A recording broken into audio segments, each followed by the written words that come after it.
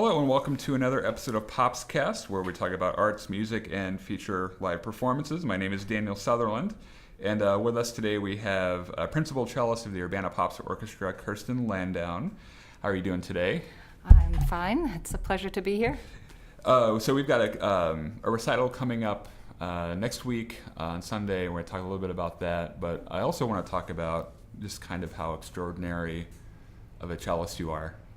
And I was reading a little bit of information about you, and you've had a fairly action-packed career so far. You went to the Eastman School of Music. Now, did you start on cello, or were you? I did. I started on cello. I was 6 years old, and I also, a couple years later, picked up the piano. That was my second instrument, and I don't really play that anymore. So today I brought my friend and pianist Miriam Schwanauer, who's also going to accompany me next week on the recital. Sure. So 6 years old means that you weren't in like a school orchestra program. No, I started with private lessons, and then I played in my school orchestra, and then I got a chance this was in Germany, I grew up in Germany, and then when I came to the States, I got a chance to play in the Chicago Youth Symphony Orchestra when I was in 8th grade, and throughout high school, I played with them. Sure. So, what interested you about being a string player in general, or wanting to play an instrument? Well, originally I wanted to play the double bass because I thought it was a cool instrument, but I was very little, and my mom said, start on the cello. Sure. And I never wanted to go anywhere else. Once I started on the cello, I just fell in love with the sound and enjoyed playing it so much. So at some point, I assume that you made the decision that music was what you were going to do for the rest of your life. What brought you to that?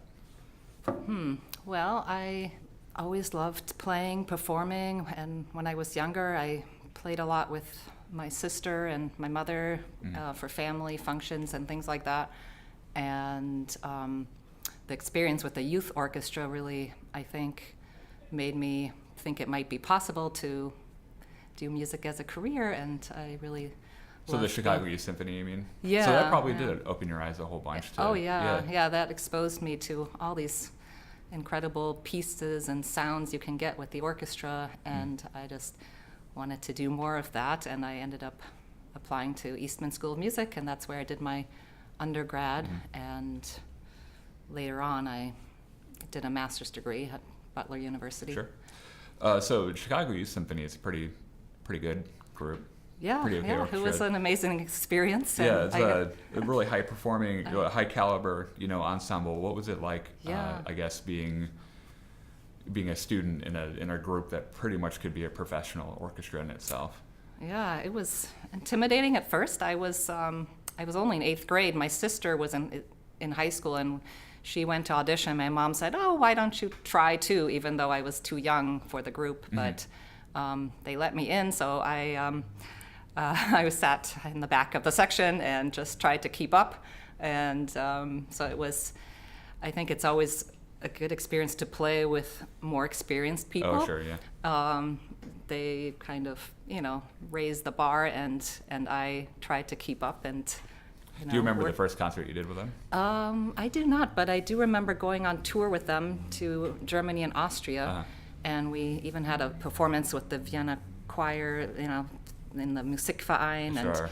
and that was an amazing experience. I bet that was pretty incredible. Yeah. Who was conducting that group? Orsina Smith, who is now actually at. I met him again many years later when my husband got the job at DePauw University, and that's where he's conducting and directing the orchestra currently. So you mentioned you went on to Eastman. Which, if we're talking about high caliber, perhaps famous orchestras and schools of music, Eastman is certainly on anyone's top 5 list, I think, and it's pretty known for having a very high standard for the people that they take into the school. So what was auditioning like for a school like that? Did you know someone there already, or? I did not. My teacher at the time recommended that I audition for a certain teacher, so I contacted, it was Paul Katz at the time, and I, asked to audition for him, but I also had to do the official audition. So I don't remember if that was the same time or I did a separate trip, but yeah, I did the audition, and then I ended up actually studying with somebody else, with Pamela Frame, not with the one that my teacher had recommended, but she was great for me. And yeah, it was a lot of people. I remember one big room where everybody was warming up for this audition, and just from all over the country, and suddenly you feel like a little fish in a big pond. Sure. And Yeah. whereas in high school and when I was younger, I was more the big fish, or then you get to the next level, you start at the bottom again and work your way up. Sure. And you get inspired by everybody around you. Yeah, I bet a community like that that's so concentrated and pointed toward one goal like that, and then you consider that it's a community that's already notorious for being really, really good. I imagine you probably practiced a whole bunch too. Well, not as much as I should have, but yes. Hey, me too. And I also met my husband there, who's a composer, and yeah, so. So was your, you said you did performance at Eastman, or did you do? I did a Bachelor of Music. Oh, okay. Yeah, in performance. Oh, yeah. okay. Yeah. Okay. Yeah. And it's pretty common that even with people that get a degree in performance, they end up at one point. Most people, just to make money, they kind of transition into the education world, because of course you want to share what you know and everything, and it's a lot different than like a classroom teaching experience, for example. Mm-hmm. Yeah. So how did you get into the education thing? How did you want to teach students about cello? Oh, yes. So I mean, I did not study music education, but I guess shortly after graduating, I started getting some students, just private students, and at times I also taught at some schools, not in classroom, but more private lessons. There was Governor's School for the Arts in Virginia that I taught at, and can't think of the others right now, but currently I teach at the Central what is it called? The Conservatory of Central Illinois. Yeah, that one place where the teaching happens. You have any famous students? Not yet. They are maybe on their way. So you probably just teach cello then. Do you also like dabble in double bass or any string No. instrument? I have had a few piano students over the years that I kind of started because they were my neighbors, or but then for more advanced students, I would not try to teach them piano. Sure. Yeah. So is there a place that perhaps people listening, if they wanted to take cello lessons, they could go to Yes, find out more definitely. Contact the Conservatory of Central Illinois, and yes. Google it. Sure. I don't have the phone number, but We don't need there the phone are number, scholarships available too. So we encourage anyone to try it out and just see what it's about. Yeah. So if you could have one thing as an educator that you don't have now, just one thing that someone could say, you have it, there you go. What would you have? One thing. Well, you stumped me there. Yeah, maybe something that would help a whole bunch. No, you're just knowing that your students will practice 3 hours a day automatically, for example. Oh yes, of course. Maybe parents that don't email you so much.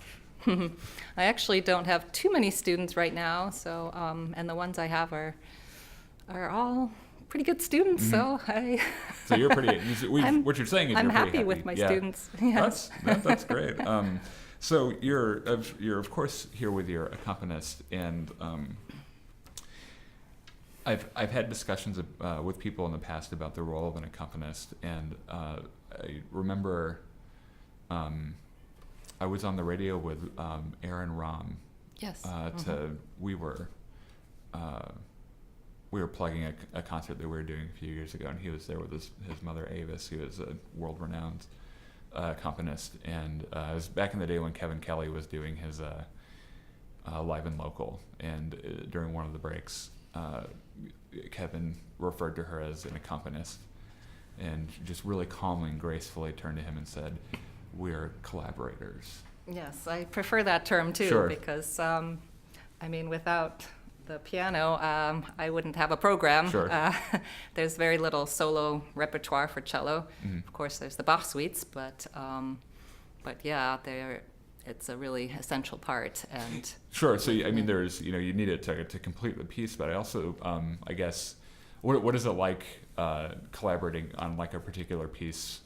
How do you make decisions about? I mean, obviously, if it has something to do with your solo part, you're gonna you kind of have the say on it. But there also has to be, I assume, some give and take too. Oh yes, a lot of back and forth, and we feel very comfortable with each other, and we trust each other enough to say, oh, why don't we try this here, or I like how you did that, or why don't we take a little more time here, or whatever it is. We discuss those things freely and try different things and come to usually an agreement on what we're going to do, and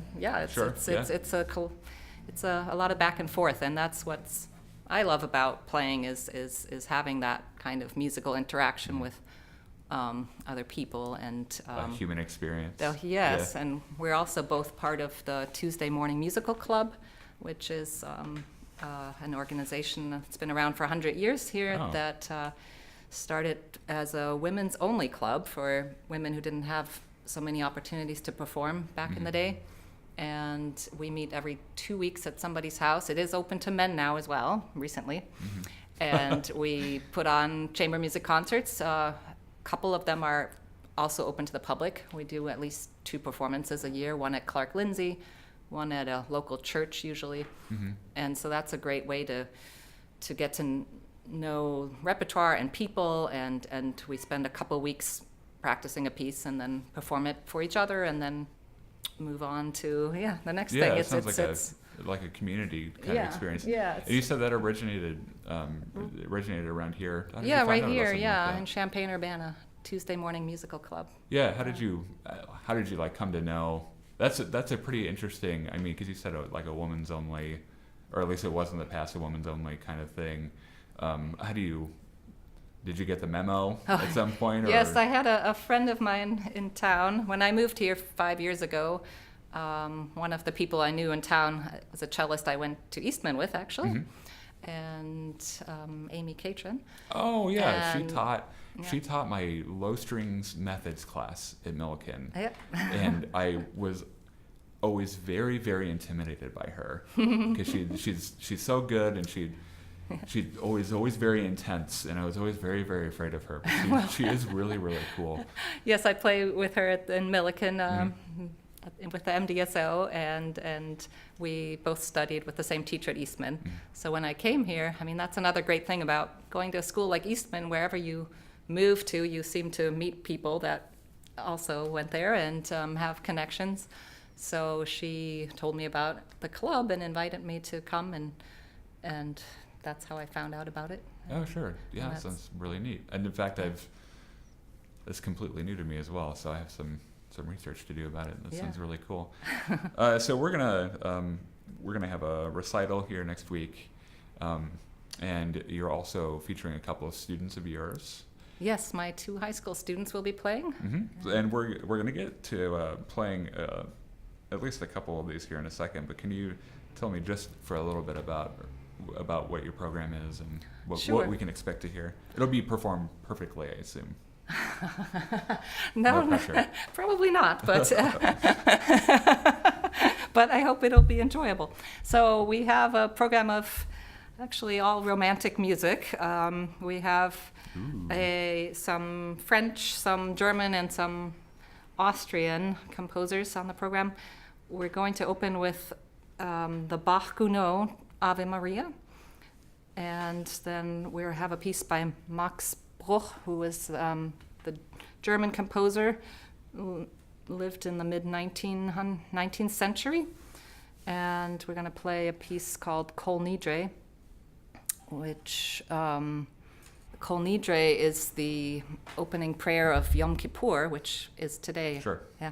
So it's we didn't know that when we chose the Oh, piece. I would have assumed that was purposeful. No. Oh, I nice. just found that out when I Googled when is Yom Kippur. Oh. Well, how about we hear the Ave Maria? Sure.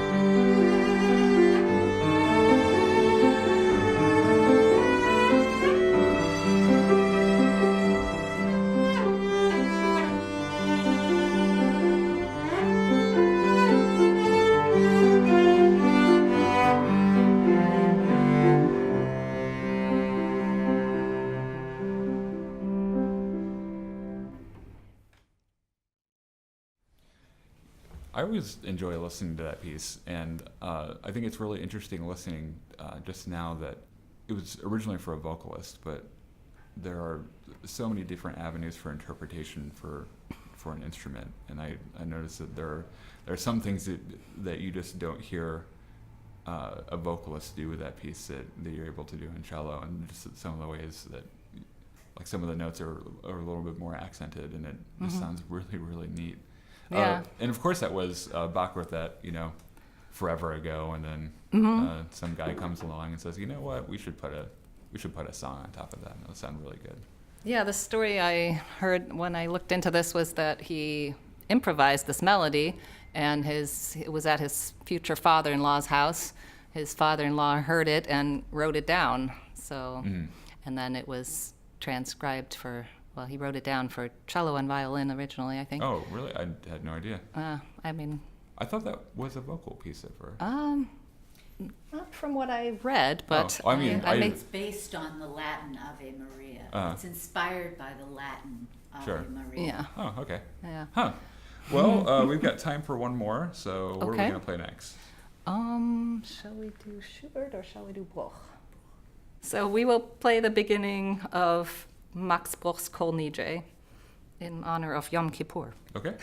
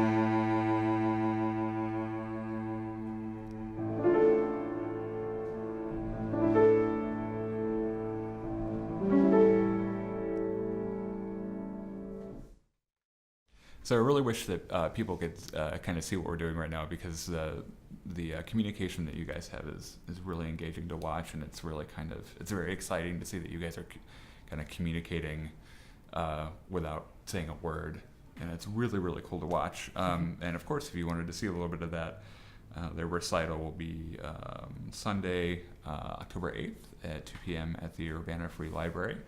We'll see a couple of student faces on that recital as well. And I'll be there. It'll be a ton of fun. And thank you guys so much for being here today. Thank you. Our pleasure. Check out our website, urbanapops.org, where you can always find the most recent episode of the UPO PopsCast, as well as information about the orchestra and upcoming performances and events. You can also like us on Facebook at facebook.com/urbanapops, where there are pictures and behind-the-scenes footage of this episode. We'd like to give a special thanks to the Community Center for the Arts for providing us studio space. You can read more about C4A at c-4a.org. The UPO PopsCast is produced and engineered by Chris Peterson, and I am Daniel Sutherland. From all of us here at the Urbana Pops Orchestra, thank you for listening. Be sure to leave us a like, comment, and tell us your favorite part of today's episode, and hit that subscribe button. And we will see you next time.